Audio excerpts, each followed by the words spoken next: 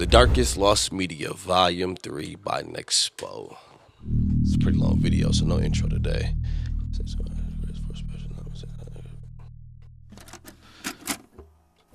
desire Heavenly Father's Spirit communicates me in thy spirit.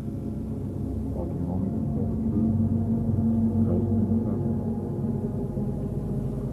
We tell the truth what is not us, and we will learn no means by the Spirit of others, and we will want to fail.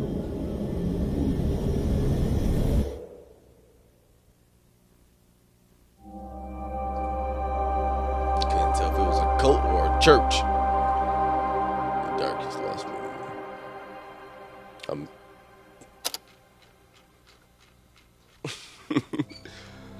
Let's hear Patrick. What's the difference? Man, church is scared the hell out of me, dog. No pun. The will of God. March 21st, 1997. History of the Prophet Joseph Smith. In 5th through 8th grade class. How anxious I am for Heavenly Father's Spirit to touch your minds and hearts. Short Creek, Utah. Hailing from a tiny Utah town called Short Creek was a cult, the Fundamentalist Church of Latter-day Saints, or FLDS for short.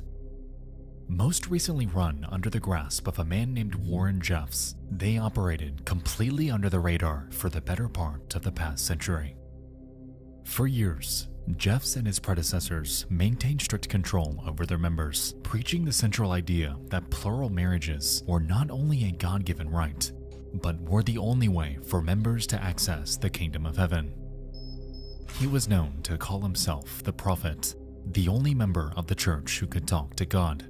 And if God told him that you should marry someone, you wouldn't go against his will, would you? Wife after wife after wife, the prophet would arrange to wed, not only for the adult men inside the church, but most prominently for himself. I was going to say, this is just to benefit Tens, him. hundreds of What? women were used as pawns, tickets that they believed would grant them eternal salvation.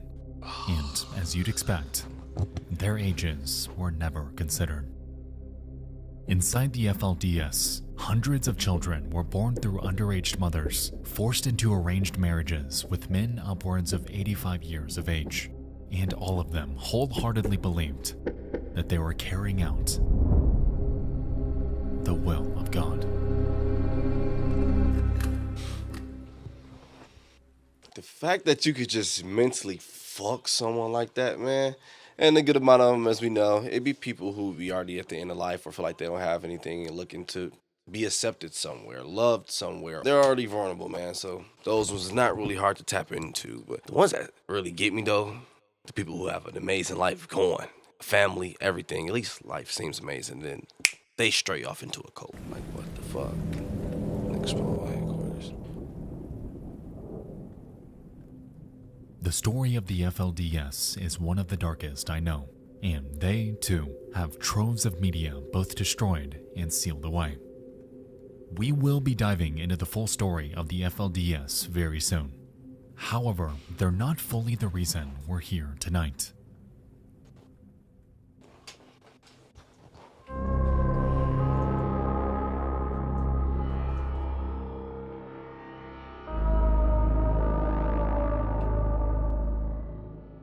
In 2008, a game show premiered on Fox called The Moment of Truth. The moment of It involved contestants answering highly controversial and often abrasive questions in front of a live studio audience in exchange for an ever-growing grand prize.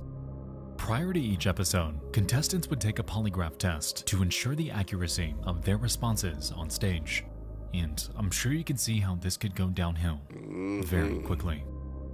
Answer a highly personal, highly secret question correctly in front of the world, and the bag of cash dangling over your head grows ever more.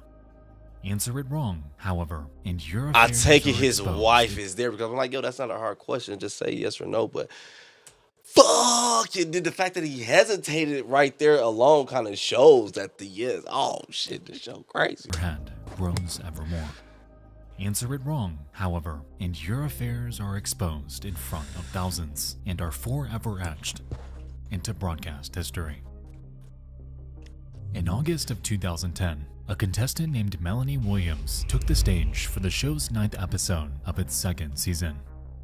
Unlike those that competed before her, however, Melanie carried with her a dark, disturbing past. While living in a polygamous community, did you know of any underage girls who were married to adult men? Yeah. Damn! That answer is true. Wow.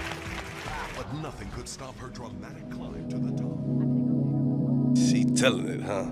As it turns out, Melanie Williams grew up inside the FLDS and witnessed firsthand the atrocities committed against the women and children within. To this day, Season 2, Episode 9, her debut, is completely scrubbed from existence, leaving us with only an archived trailer hinting at the inner details she revealed. Interestingly, even though Episode 9 is considered lost, Melanie actually returned for Episode 10, one that has been found in full. Within it, she takes the stage for a final $500,000 question, the grand prize of this show, and something no contestant before her has ever been able to win. Damn! In the beginning, host Mark Wahlberg warns her of what she's about to be faced with, giving her an opportunity to opt out. However, after reading it and taking a moment to really let it sink in, she decides apprehensively that she's gonna do it. I'm gonna do it for my dad. I'm gonna go for it. So they show the question first, and then you decide if you want to. You're going for it? Holy moly! Are you okay? It's a tough question, excuse me. But it's a tough question for me. It's a tough question. But I can do it. Tearful and aware of what she's about to reveal, her father questions what could possibly be causing a reaction like this. She has, up to this point, aired out so much already. How much more really is there? Okay. For $500,000, Melanie Williams. Question 21. Do you believe your father, as an adult, has ever had sexual relations with a minor? $500,000, I was telling on Pops.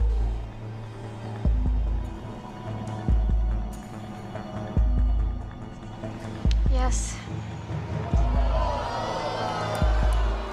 That answer is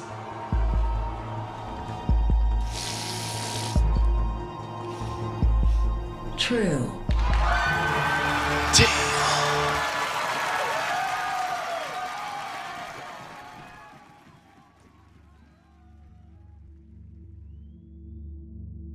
The audience erupts as Robin Melanie felt like sits, shocked at what she just unveiled to the world.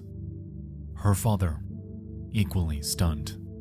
And it all culminates in one of the strangest, most dystopian moments that I have ever seen on broadcast television.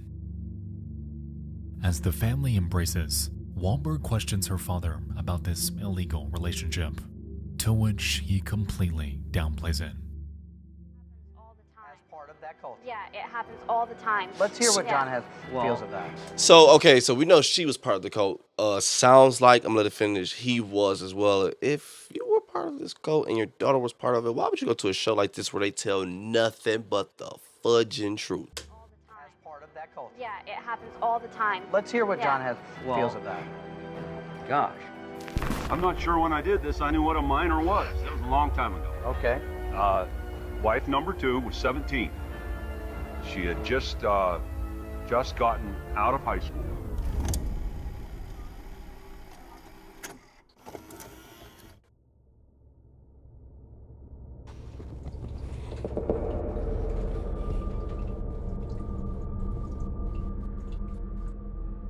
Didn't know what a minor was. In January of 2011, over 4 months after this episode aired, Melanie Williams took to her personal blog to clear up any speculation about her time on the show. Within a post made on January 7th, she claims that her father had actually lied that night, that the girl wasn't 17 like he claimed. Oh, that part. In reality, she was 14, and her name was Joy.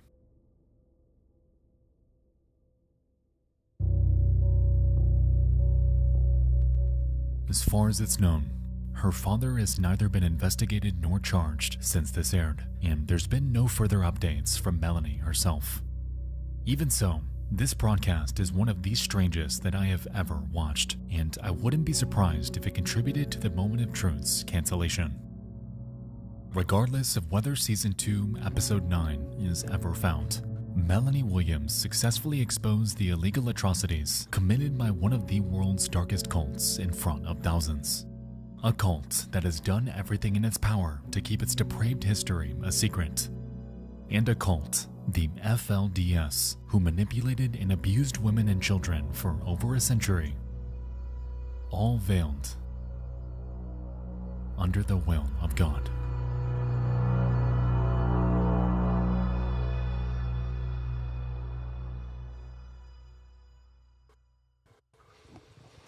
We'll return after these messages.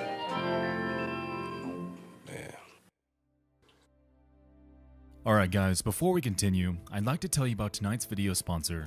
To just use people like that for your own advantage, your own benefit is so selfish, and to feel no type of regret towards it, obviously not losing any sleep over it. Yeah, man, that's some disturbing shit. Humans are wild as fuck to me, dude. Like, hey, I understand I can use this to manipulate you this way and to make you these fake ass promises as long as you do what I need you to do. And people will buy into it. Let me go back, my bad. Tape 2. And it sucked for the kids because they grew up in the ish they're riding. So for them, this seems like the norm a good amount of the time.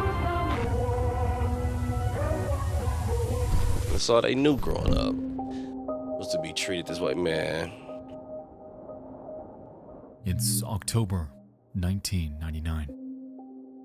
Residents on the south end of Fort Worth, Texas, notice a certain smell lingering in the air. It's repugnant, nauseating, a pungent, pervasive odor of rot. The stench is inescapable, rapidly enveloping parks, homes, and businesses. Something in the area is festering, Hell yeah. and it's carrying an inescapable wave of what can only be described as the smell of deteriorating flesh. Disgusted and worried, residents in the area contact authorities in the hopes that anyone can figure out what the hell is going on. This odor has come up so quickly. So where in the world is it coming from?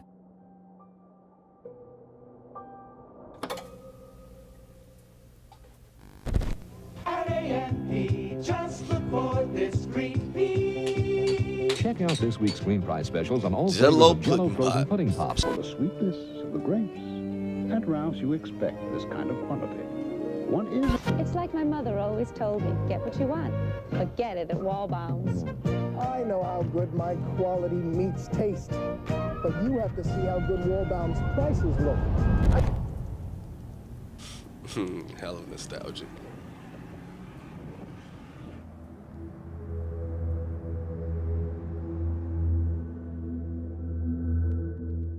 Resting at the corner of Hemphill and West Fogg Street in Fort Worth, Texas, sits an abandoned building.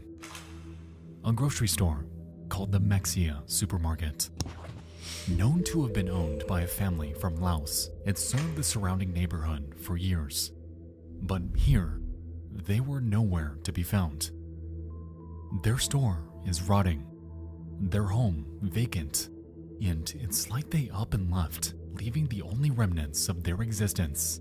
A neighborhood suffering from an inescapable smell, and a grocery store that's festering right under its own weight.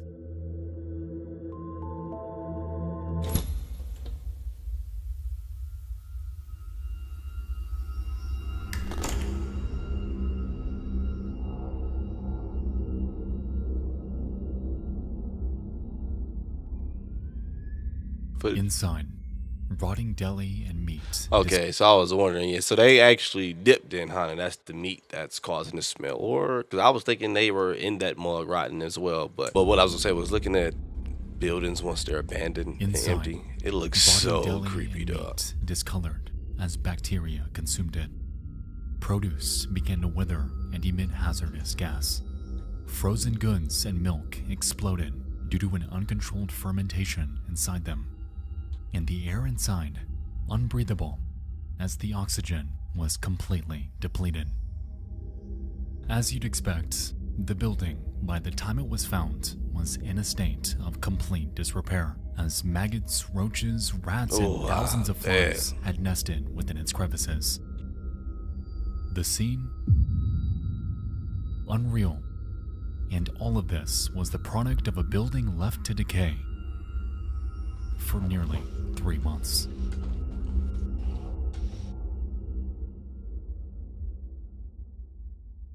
So they know where it's coming from. The town ain't gonna send the team in to find out what's going on with this family and what's going on with this establishment.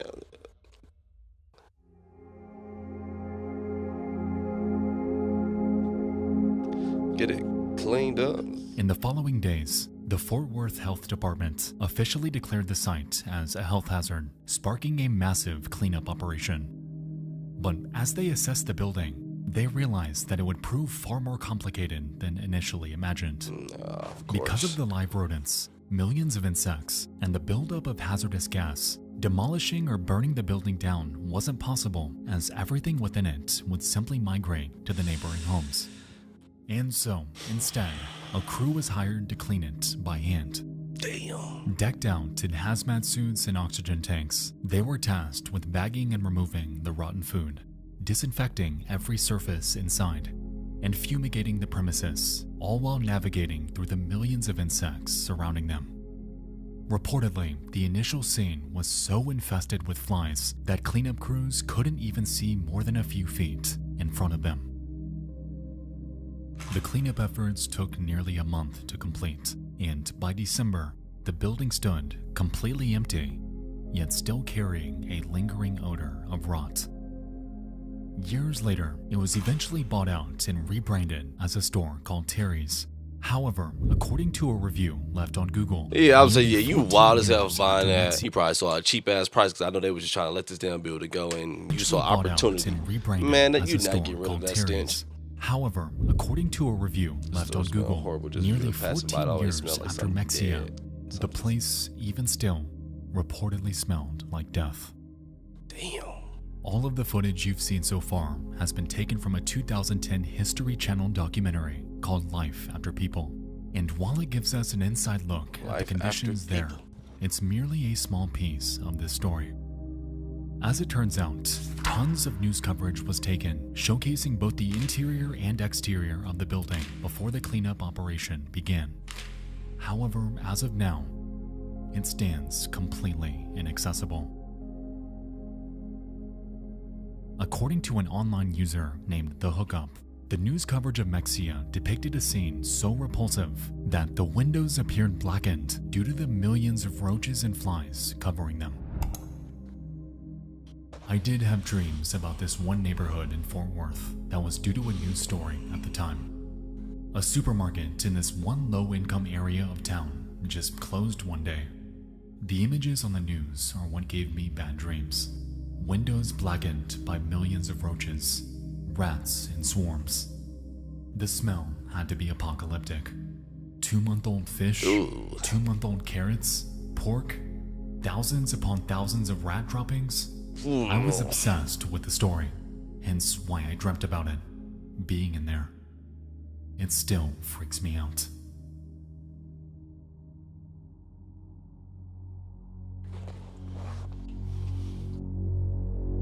That was 14 years ago.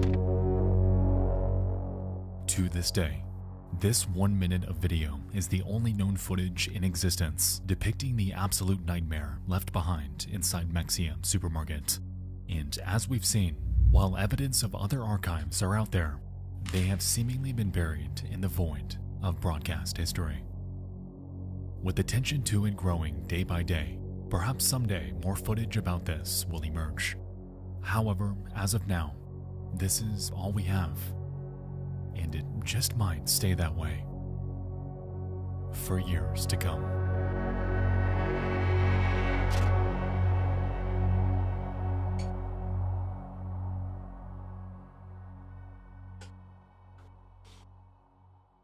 Life after people. Man, so I would have known, did the family really just, well, it seemed like so far they really just dipped the body in the suitcase? Or did something happen? Because leaving a business like that, I mean, I would think that's money, because before it all went that way. It was a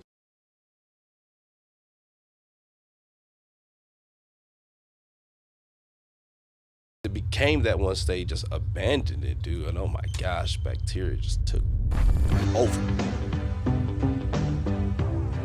This is VH1. So yeah, I don't know. Video hits one.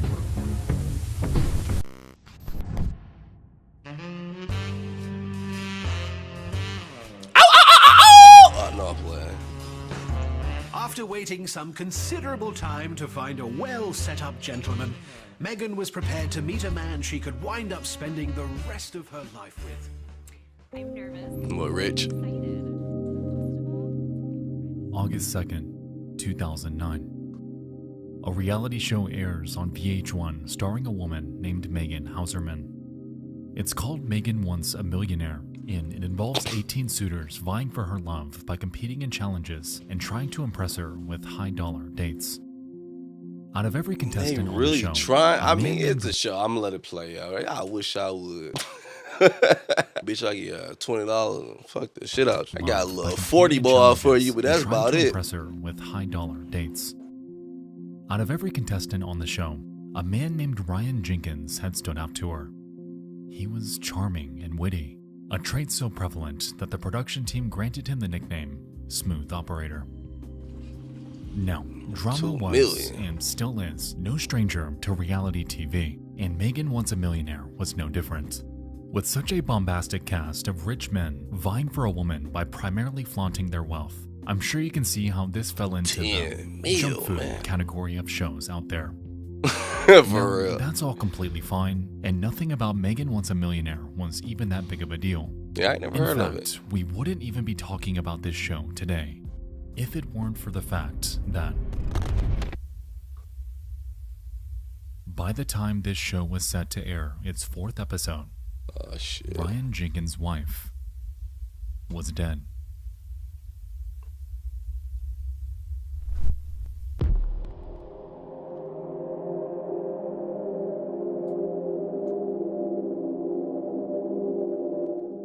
August 15th. Police are investigating a dumpster in Buena Park, California. Hold up, I didn't even have my damn screen recording. Hold on, let me go back a bit. Dumpster in Buena Park, California. Reportedly, a foul smell is emanating from it, yet it isn't the kind you'd expect. This isn't the smell of trash. It's not an animal. It's something else.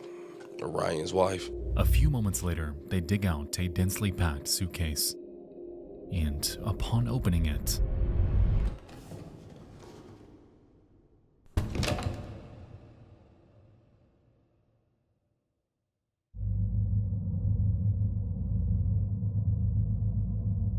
staring skyward is the mutilated, mangled body of a blonde female. Her teeth are gone, her fingers severed, and her clothing nowhere to be found.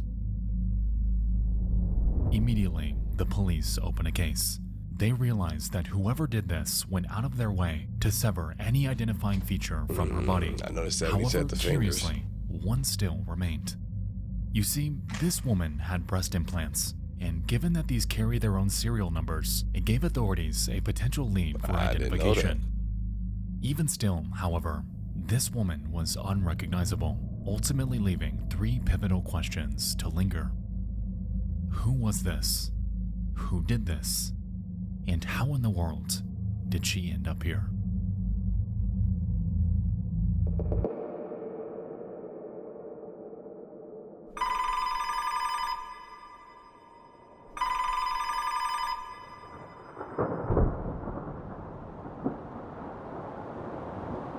"12 hours later, authorities receive a phone call.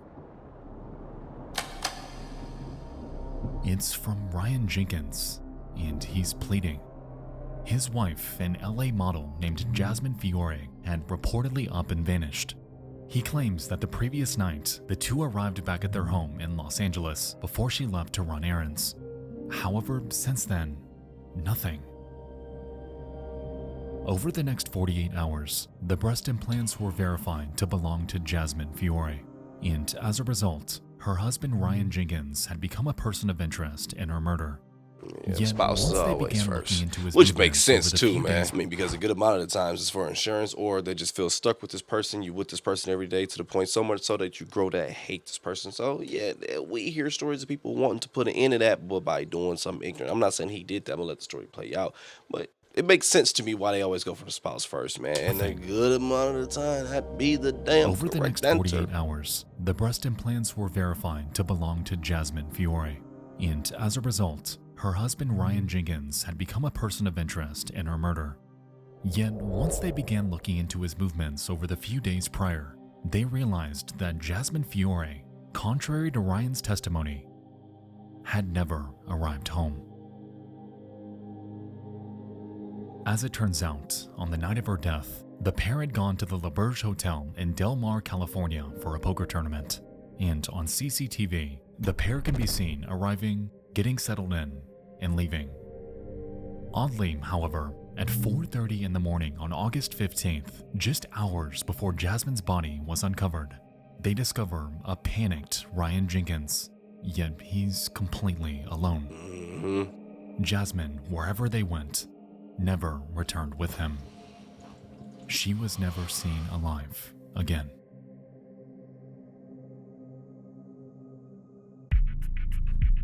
Right? Why would you? Yeah, and you call that she never came home. Y'all never came home together. That's a huge part to mention as well. Hell no, yeah. For a big night such as, there's no way that two people are gonna leave out together, but one of us come back home. Yeah, because it wouldn't be my wife never came home. It'd have been, no, something happened while we were out and I lost her. Immediately, If Jenkins that becomes was their what lead would suspect. have really happened. However, tracking him down proved to be difficult. He went on the run, from their home in LA to Nevada, Nevada to Utah, Utah to Canada, and all of this was done in the span of just 2 days.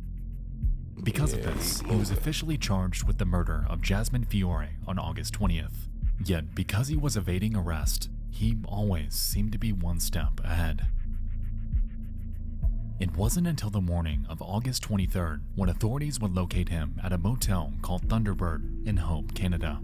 However, their encounter wouldn't go at all as planned. That morning, Ryan Jenkins had never checked out.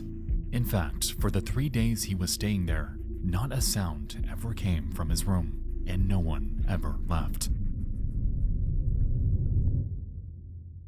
In reality,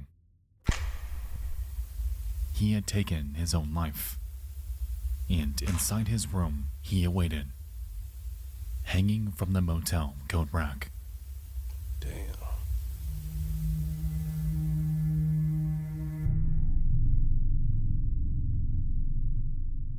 Search for a reality show contestant charged with the first-degree killing of his ex-wife is finally over.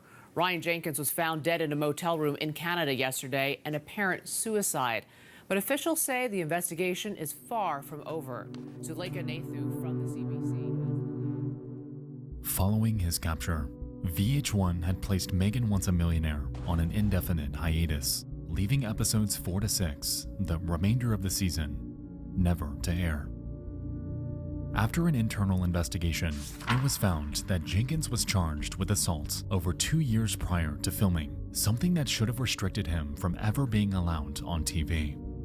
Even further, there were reportedly countless other contestants with charges as well, opening up the door to accusations that VH1 perhaps overlooked these in hopes of sowing drama and driving up ratings.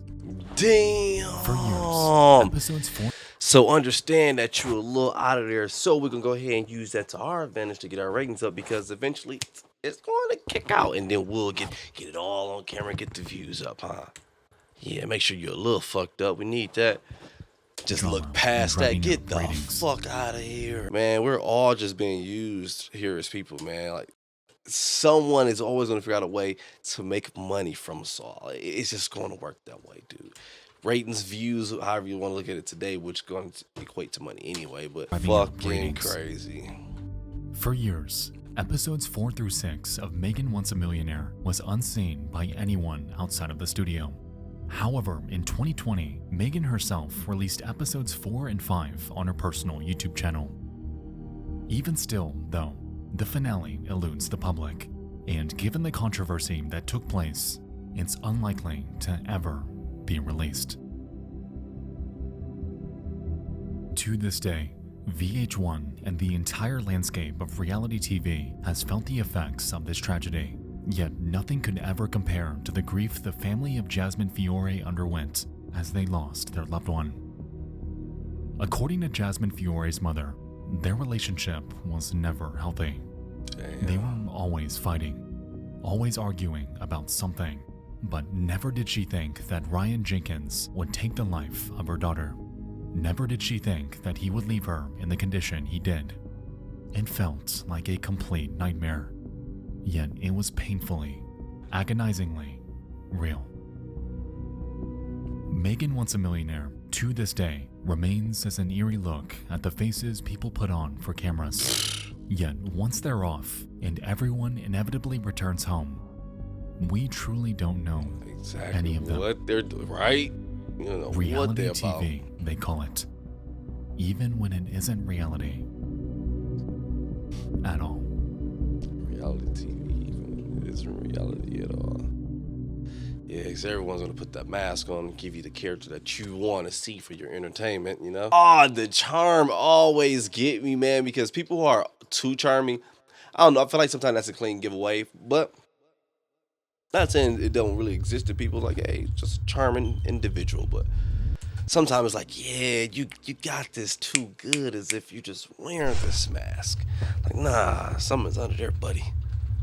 But I don't know, my friend Luis, they didn't really get into a motive so much, but I was wondering if it was because he wanted to win over Megan, and of course can't have his wife here if that's going to be the case. So gotta get rid of her, my friend. Last week's number 1 down to Rest number in 2, peace, Underworld from Ultimate.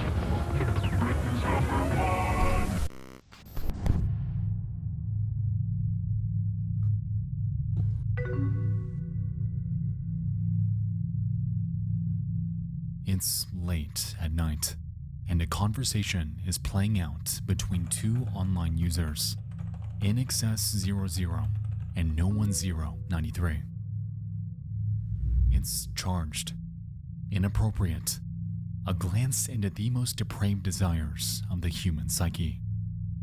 This correspondence carries on for days. However, there's just one problem.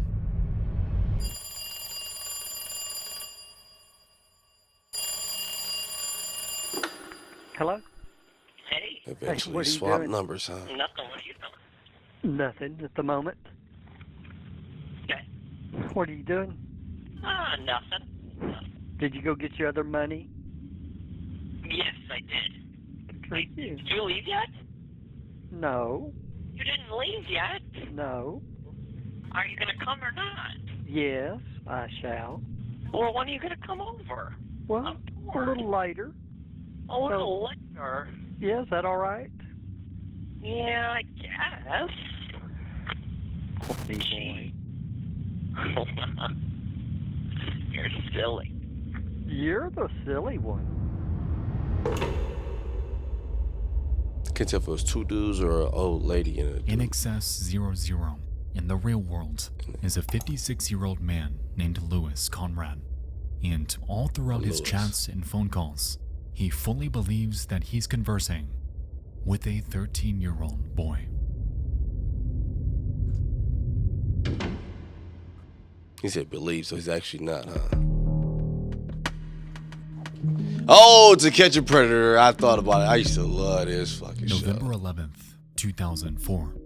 Dateline NBC airs a show that you just might have heard of. Hell yeah. It's called To Catch a Predator, and in collaboration with police and a watchdog group named Perverted Justice. Man, they used to hit him with the, I knew it was real. I mean, I just wanted to come see if it was real, but I knew it was fake. I was just coming to let them know that they shouldn't do this. Like, shut the hell up. You traveled 300 plus miles because you thought you was about to get some little boy butt. This show was so wild to just see this in people. It's Like, called yo, To Catch a Predator, and in you collaboration really want a with kid police and a watchdog to group be with a named kid Perverted that Justice, bad. just might have heard of.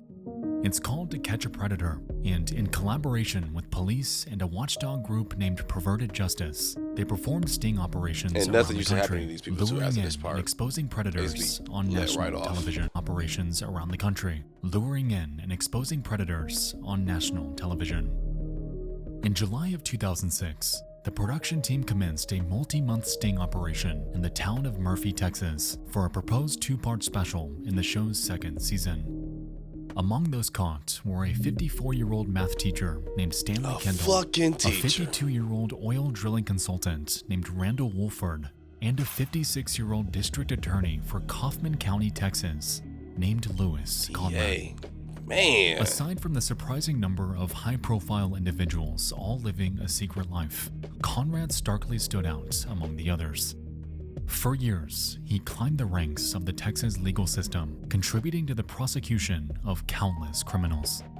Because of this, he carried an extensive knowledge of Texas law, something that the police and production team knew they'd have to carefully navigate if they were successfully to convict this guy. What the fuck? And then when you see people with higher power get to doing this corrupt, evil shit, it's like, yo, it's harder to stop them because they already have so much trust and respect built up for them, man. It's like horrible, man. We had this one cop something that the police and production in our school team who was knew doing, they'd in middle have to school, who was doing the dirtiest shit. Legit was getting girls pregnant and everything, but he was so high ranked up, so respected that. Yeah, it was hard for them to just put that on him and take it down, even though it was like all in our damn face. And production It's like, team what the knew they'd have to carefully navigate if they were successfully to convict this guy.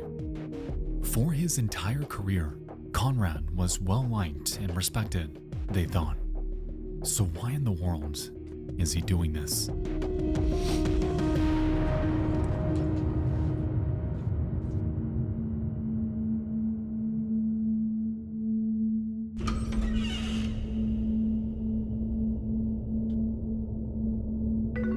I used to be on AOL cutting up too, I ain't gonna lie. As the months carried on, the conversations When I was a between teenager. Louis Conradt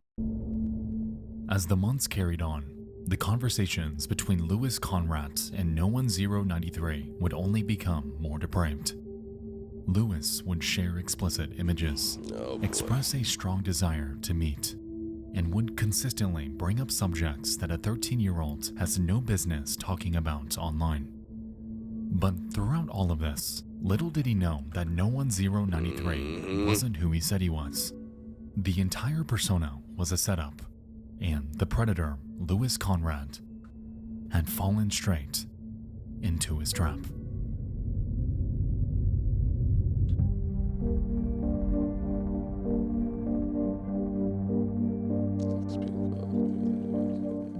According to Texas law, engaging in explicit conversation with a minor is a third-degree felony, a crime that Louis Conradt had, without a doubt, heavily partook in. Because of this, on November 5th, 2006, Tarrant County PD had obtained a search warrant and set out to his home to finally arrest him. When they arrived, the police had hoped that Conrad would recognize them and come out to talk. However, his behavior wasn't so straightforward. Through his window, I think I do know this one. one. Computer running, yet Louis was nowhere to be seen. And so, they break in, clear out room after room. Yet once they make it to his main hallway, they discover him standing eerily still, seemingly awaiting them.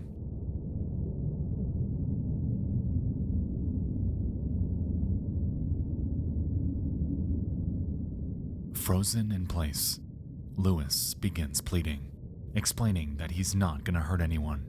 However, before the police can react, He, out of nowhere, pulls out a handgun from behind his back, turns it on himself, and takes his own life.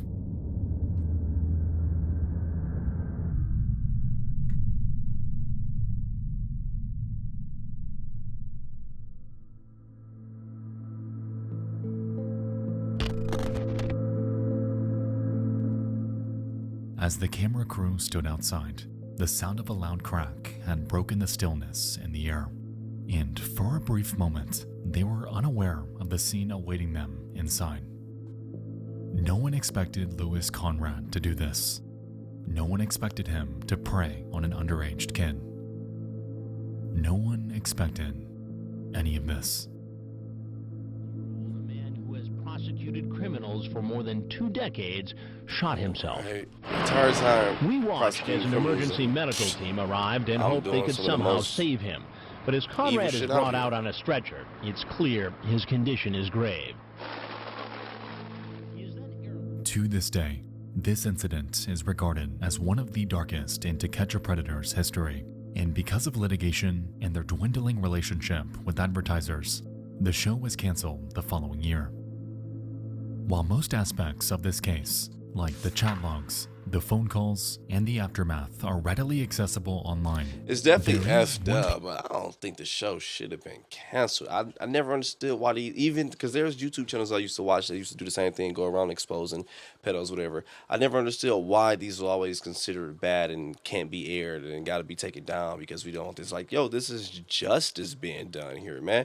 And even though when they catch them and they turn them in to the police, all that, blah, blah, blah, man, nothing never happened to those people. When they get a tap on the wrist and get kicked right back out and just keep doing the same ish over and over, dog. But I never understood why phone calls they always got rid of them. Like, even on YouTube, they used to just take them down. Online. There is one piece of media that has, to this day, never been released. Reportedly, there's an audio tape of Conrad's final words taken from police body cameras. However, for obvious reasons, it's remained sealed away. Dang. The Louis Conradt story is one of the most depraved situations that never should have happened. He was a man who knew better, a man who should have done better, a man who preyed on the most vulnerable subset of humanity. While the recording of his final moments may never see the light of day, his vile actions will forever be known, and his name immortalized as a monster. Yep, it didn't that once lived to do so much good in the eyes of your community, but once you leave, everyone knows you as this monster now. Ah, man, talk about fucking up your legacy. Among Us. Or your name. Among Us. That once lived.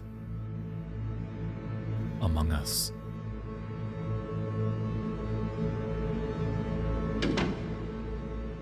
Goes to show, man, you don't know people, what they do behind closed doors, what's going on in their head, what demons they fight. I've been seeing this one meme, well, it's not really a meme, but this picture lately, I actually like it, dude. It's just basically the highway, and it's just a bunch of people, cars, just like an aerial view. You can see with a bird's eye view, whatever, you can see all the cars on the highway. But each car has, like, some type of sentence attached to it, like, basically what that person is going through, like, just got divorced, lost custody battle with my kid. One car would be just lost my job. It basically just shows you, which is a good perspective, because it's like, yo, you always move through life as it's just you. The world revolves around you. I'm not gonna lie, sometimes we get selfish, and my problem is everything, and my problem's gotta be fixed, and I don't know why this happened to me, and I'm going through XYZ, when if you look around, everybody got a damn story, and everybody fighting some issue, whatever. So yeah, it just shows you that you're not the only one out here battling these problems. It's a good amount of us that's doing it, buddy, but we are living. But yeah, I was just saying that because of overall, you just really don't know what any and everyone is going through. And yet, we just live amongst these people. And hopefully we get the good side of 6 minutes.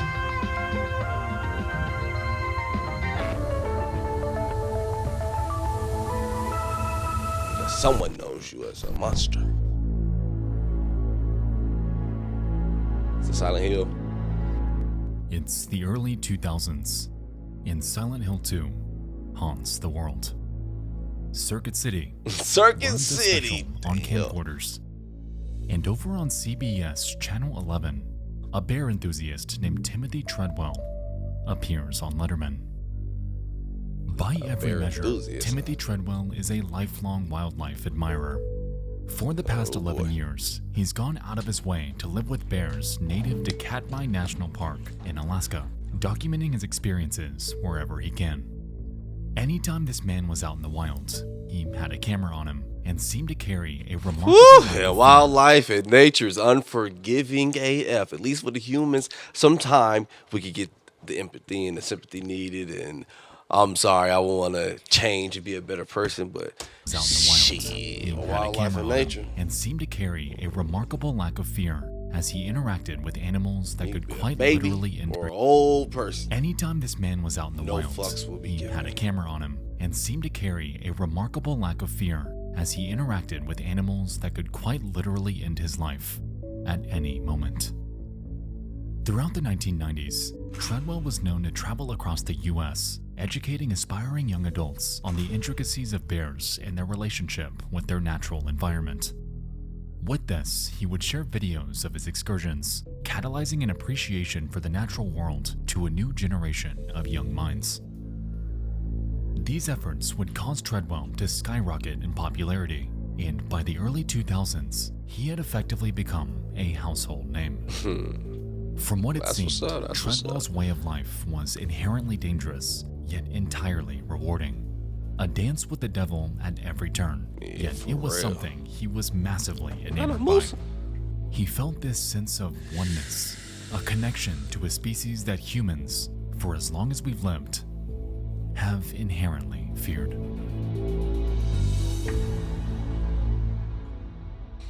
It's his passion, man. You gotta live life, dog. Probably couldn't tell that man to stop. In October of 2003, Timothy Treadwell had convinced his girlfriend, Amy Huguenard, to venture out with him to Katmai National Park. Contrary to his other excursions, however, this one was markedly late in the year. Oh boy. You see, October's on the brink of hibernation season, a time in which bears are aggressively scavenging for food to get them through the winter. On top of this, there was a drought that plagued the area that year, drying up the food supply and causing an extra layer of aggression with the native wildlife. Man, it's that time to eat, and we lacking food. Food supply and causing an extra layer of aggression with the native wildlife. Effectively, the environment was incredibly tense. Competition ran high. Yet, even still, Timothy convinced Amy to trust him, as he was eager to continue his study of a species that he's carried a lifelong fascination with. So if he's running a study on them, I don't know. This is not my profession, but I would think someone who studies this animal, who studied the ways of them, that I would be somewhat aware of the whole hibernation situation, so I can know, like, yo, this is around the time where they get really aggressive because they got to eat a lot because they're about to prep to go down for however long they go down. That's competition ran high. Yet, even still, Timothy convinced Amy to trust him, as he was eager to continue his study of a species that he's carried a lifelong fascination with.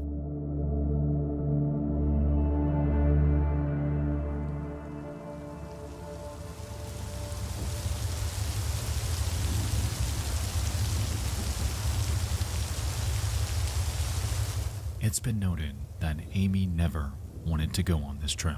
Damn. In fact, she feared bears. Painfully so.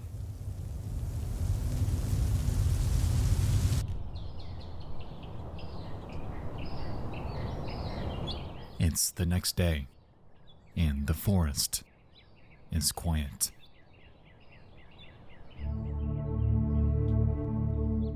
An air taxi pilot named Willie Fulton lands his plane near the couple's campsite to pick them up for their trip back home. Upon jumping out and looking around, however, Fulton quickly realizes that something isn't right. Timothy and Amy are nowhere to be seen, and all that greets him is a torn-up campsite and a bear. A very disgruntled bear. Bears won't just kill you neither, man. Confused by what he's witnessing and fearing for his safety. They're gonna save or rip you apart. Confused by what he's witnessing and fearing for his safety, Fulton jumps back into his aircraft and calls in a report to the area's park rangers. And once they arrive, they shoot the bear dead, scour the surrounding area, and shockingly, uncover a scene completely unexpected.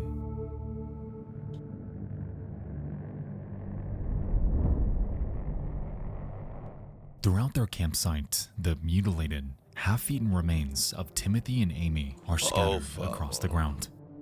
Their bodies have been violently torn apart. Timothy's head and arms are littered around the camp. Damn! And Amy is haphazardly buried in a pile of dirt next to their tent. That night, Timothy Treadwell and Amy Huguenard lost their lives at the hand of a wild bear. And in the 85-year history of Katmai National Park, the two of them were the first to ever die this way. While investigating the campsite, the park rangers surprisingly came across a camera that recorded the attack. Reportedly, the lens cap was left on, leaving just 6 minutes of audio at the very end of their tape depicting their final moments. To this day, this audio has never been released. However, write-ups from those who had heard it firsthand paint a picture. Write-ups from those who had heard it firsthand paint a picture straight out of a nightmare.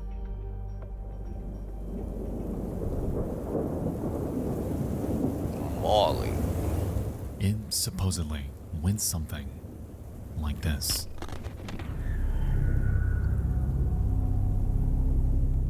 The tape begins with the sound of Timothy outside of their tent during a storm. A bear has wandered into their camp. However, before he can react, he's violently attacked. In immense distress, he begins to scream, pleading for Amy to come to his aid. And so she unzips the tent, unless she got a gun, outside, and commands for Timothy to play dead. A few moments later, and believing Timothy to be deceased, the bear retreats. Because, I mean, say if it's brown, light out, I mean, in his situation, already being attacked, good luck with that, man. I know that has to be the hardest shit ever to try to play dead when a freaking bear is attacking you. Heads outside and commands for Timothy to play dead. A few moments later, and believing Timothy to be deceased, the bear retreats into the dark, to which Amy, in complete shock, rushes to Timothy's aid. Understandably, she's screaming and crying.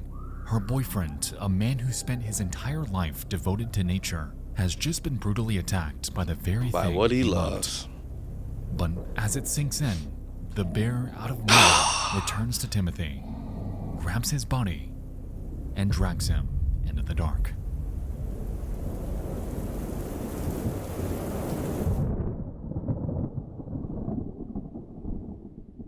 So her getting away it was next to impossible anyway, man. Or outsmarting the situation. Because he was the first one out and he's the one who knows about this lifestyle.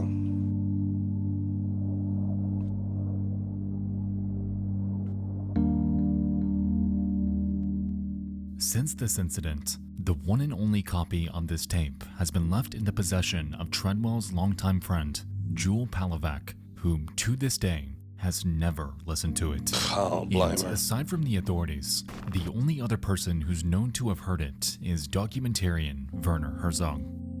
Just a few seconds in, however, he pulled his headphones off, instructed Jewel never to listen to it, and strongly urged her to destroy it. As far as it's known, Jewel Palovak remains in possession of this fabled tape and has vowed to both keep it sealed away and to never listen to it in her lifetime. With this, hearing someone scream and it's in distress or fight for their life, it's a totally different scream than someone who just got scared of something, man. You can really feel that pain in that person's scream, dude. I hate hearing it, especially when it's from afar. With it's this, like, yo, the that moments remains in possession of this fabled tape and has vowed to both keep it sealed away and to never listen to it in her pain lifetime. I just heard. With this, the final moments of Treadwell and Huguenard's lives are shrouded in a cloud of uncertainty, leaving the world around them to eternally speculate about it. This tape, much like with Christine Chubbuck, is one of the darkest, most haunting cases of lost media that I truly believe we will never get our hands on. It's a tragedy that never should have happened. A freak incident deep in the woods.